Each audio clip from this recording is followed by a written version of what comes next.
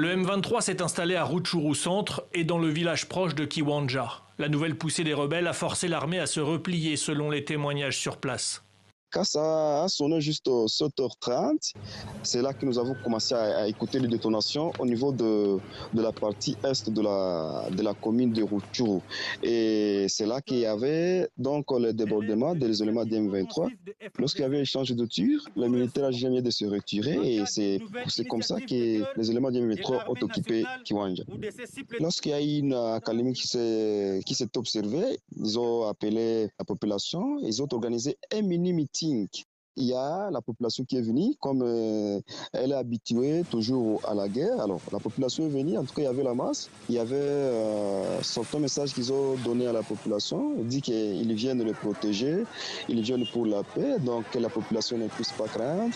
Des casques bleus et des civils ont été blessés dans les affrontements du matin, mais la situation sur place était calme en fin de journée. Les déplacés continuent d'affluer au nord de Goma, dans le camp de Kanyaruchinya. Tous les jours, des familles entières se regroupent. Sans abri, elles demandent une forte assistance alimentaire. Depuis vendredi, beaucoup de déplacés viennent ici. Selon les sites enregistrés, nous sommes déjà à 2521 ménages. Et cela se multiplie. Nous lançons un SOS aux autorités pour nous venir en aide. La société civile du Nord Kivu, par son président, a appelé à une mobilisation de la population pour faire face. Nous décidons d'entamer les actions de grande envergure suivantes. Demander à la population du territoire de Nyiragongo, de la ville de Goma et ses environs, d'organiser à partir de ce samedi 29 octobre 2022 des veillées nocturnes illimitées pour participer à la sécurité. Une réponse de Kinshasa est attendue. Le président Tshisekedi a présidé un conseil de sécurité dans l'urgence ce samedi pour évoquer la situation dans la région. À la lumière des différents rapports recueillis sur terrain, dont celui du Centre conjoint des opérations, équipé des drones de surveillance, il a été observé ces derniers jours une arrivée massive des éléments de l'armée rwandaise pour appuyer les terroristes du M23 en vue d'une offensive générale contre les positions de forces armées de la République démocratique du Congo. Le Conseil supérieur de la défense a rappelé que cette offensive du M23, appuyée par l'armée rwandaise, vient de porter un énième coup au processus de paix de Nairobi et de Luanda engagé depuis plusieurs mois. Cette aventure criminelle et terroriste a rencontré une farouche résistance de forces armées de la République démocratique du Congo, déterminées à défendre la patrie jusqu'au sacrifice suprême. Ces affrontements ont provoqué un déplacement massif de plusieurs milliers de nos compatriotes, rendant encore plus difficile une situation humanitaire déjà préoccupante. Au regard de faits qui précèdent, le Conseil supérieur de la défense demande au gouvernement 1.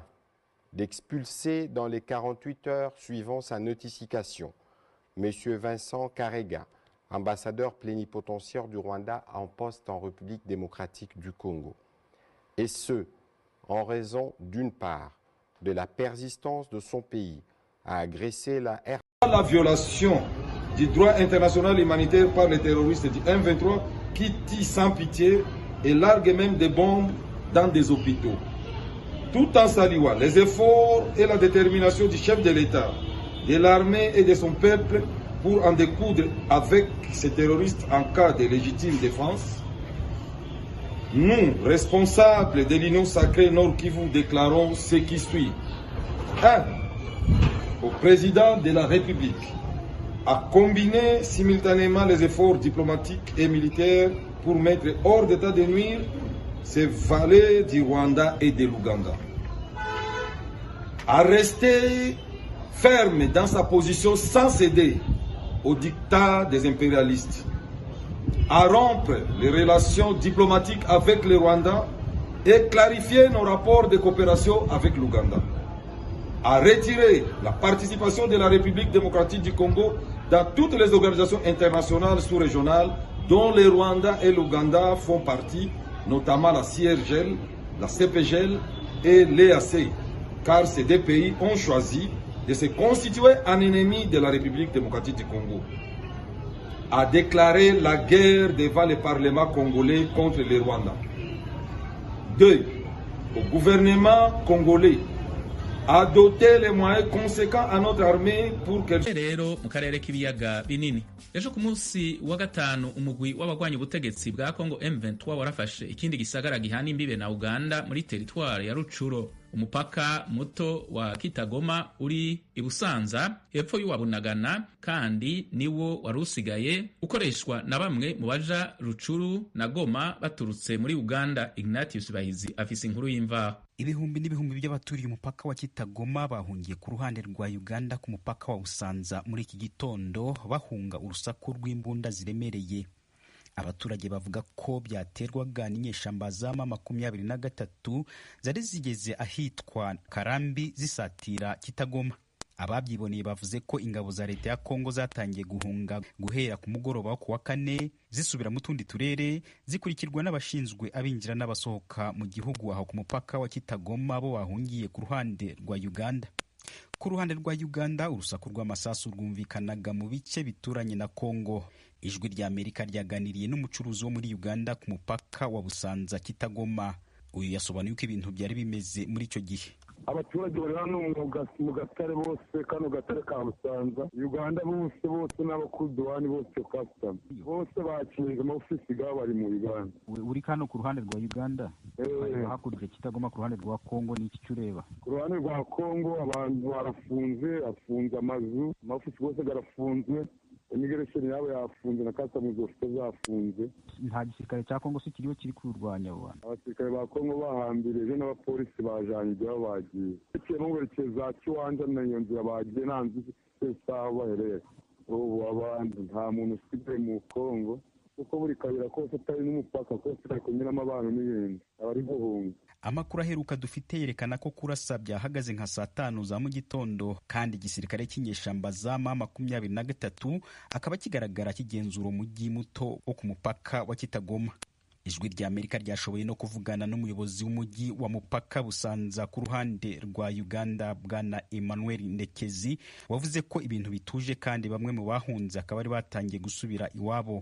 Urusasu rwajyanye n'isaha 3 mu gitondo, bafashe ku saha 3 bagera enye, ubu urusasu rwarangiye.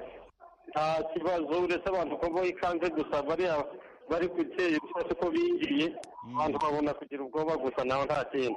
Nta mutekano mwiza dufite bitewe impunzi zikiranga zagaruka iwabo, nta mutekano twagera. Bwana Ndekezi akomeza avuga ko yambutse umupaka maze akavugana n'abayobozi b'inyeshamba kugira ngo bemerere abaturage babo gutaha mu rwego rwo kurinda uruhande rwa Uganda ko ari nta naho kubacumbikira yari afite. Abahafashe maze kuvugana nabo niho bakigera hano mu kanya mutwendetse ni mbasaba yuko abaturage abo bagomba kwigaruka iwabo mu mago bakagira iki, bagasubira amago yabo kureberera ibyabo. Twemeranya nabo bavuga yuko bifuza abaturage babo ngo bataha.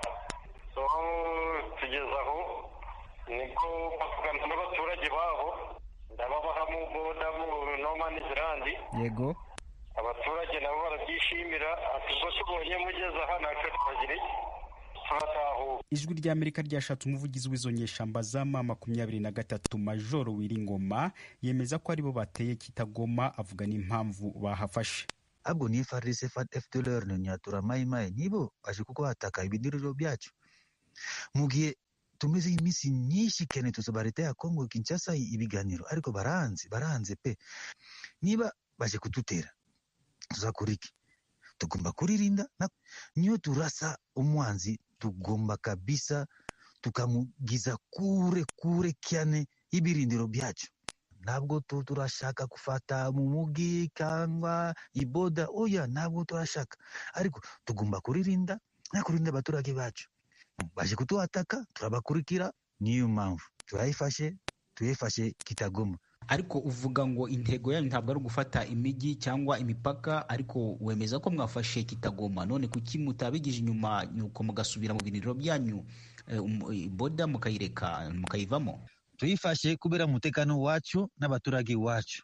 None amaherezo y'urugamba rwanyu, amaherezo y'intambara azaba yahe? Nukuri kabisa mbere y'Imana ntabwo tushaka intambara, tushaka amahoro. Ariko turasaba ibiganiro na government ya Congo Kinshasa ariko baranze.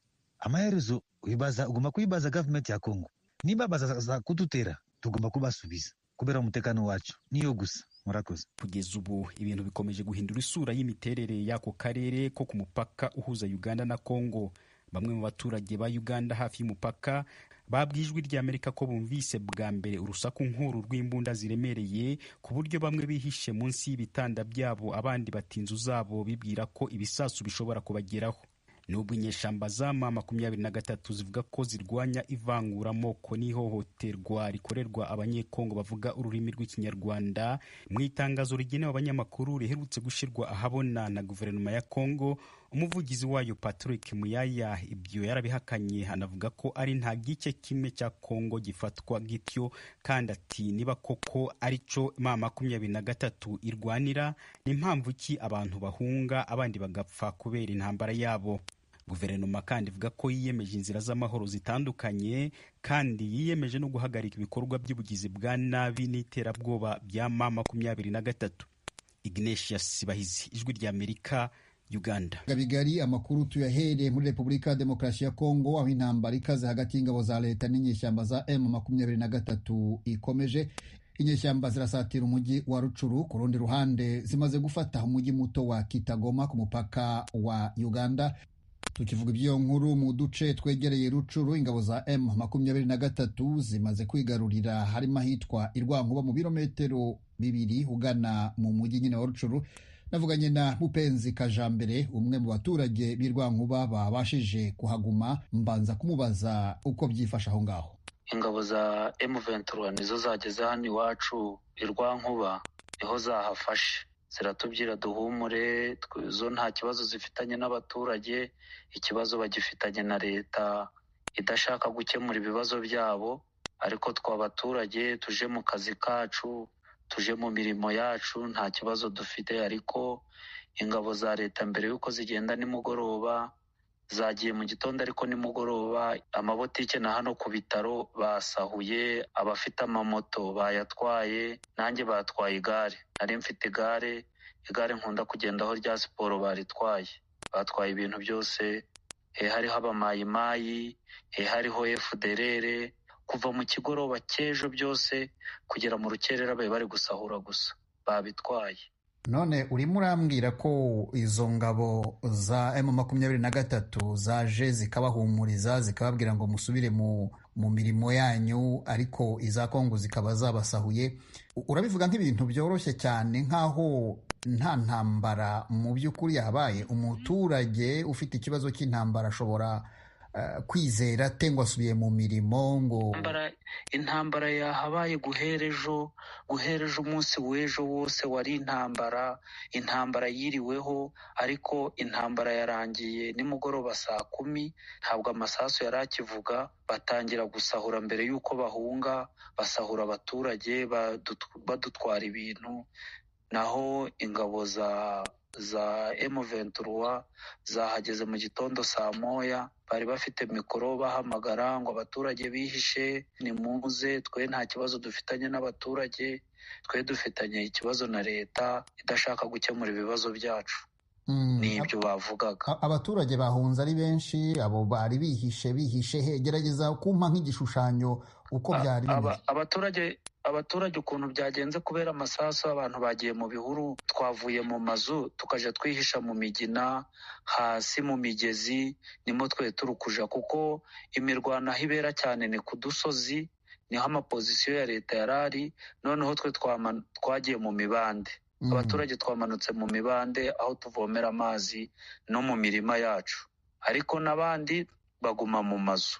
Rero barabaje bafite mikoro, ariko hari abagiye, ntago twese duhari, hari bakomeje guhunga bagiye za Ruchuru. Naho dusubiye ku byerekeye intambara ukwibona aho bishya bishyira, sa nk'igishushanyo, hari ibibunda bya rutura, hari imbunda zisanzwe, impande zombi urabona zihanganye mu buhe buryo, bihagaze gute? Leta ifite intwaro zikomeye cyane kuruta iza M23. Leta ifite intwaro, ifite ibifaru, iri gutera ahantu hose, hano hose iri gutera n'imbere aho M23 yabaga, ahantu hose iriya mihanda yose ya za Cengerero dutuye hano Rwankuba twabonaga nko hakurya ahantu hose hari gusha. Hari ibyo bateraga bigahitana inka, hari nka mwene data byahitanye inka 3 ejo bundi, bateraga gusa bikagwa mu baturage ahantu hose.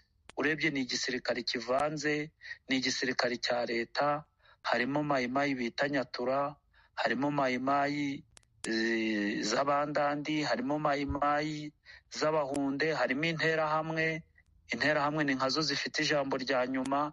Ni uruvange, buri muntu uri kubona twewe twabanaga nabo, baraza ukabona igikundi kimwe gifite umuyobozi, ikindi gikundi gifite umuyobozi. Ntabwo ubuyobozi ari bumwe, ubuyobozi buratandukanye. None se ko hari abavuga ko ingabo za M23 zirimo iz'ibindi bihugu zifasha kurwana, we wazibonye zimaze gufata aho ngaho? Hari imyenda wabonye zambaye igaragaza ko harimo izo mu bindi bihugu, cyangwa ngo wumve zivuga ururimi rwo mu bihugu bituranye ku buryo wakwemeza ko haba harimo ubufasha bw'ibindi bihugu? Oya pe, ni abasore ba hano, ni abantu bazwi. Hari abo wabonye muzi wowe ku giti cyawe? Hari uwo nabonye nzi wahabaye cya gihe cya CNDP, bamwita Kabundi, ni koroneli witwa Kabundi, yahabaye igihe cya CNDP. N'igihe cya M23 y'ubushize yabaga hano munsi ku kiraro. Ni abantu tuzi, niwe uyoboye izo ngabo ziri hano Rwankuba. Igihe cyose twanababonye, niyo mpamvu twatinyutse. Bwana Kajambere, ndagushimiye cyane ikiganiro ha Ijwi ry'Amerika. Namwe murakoze.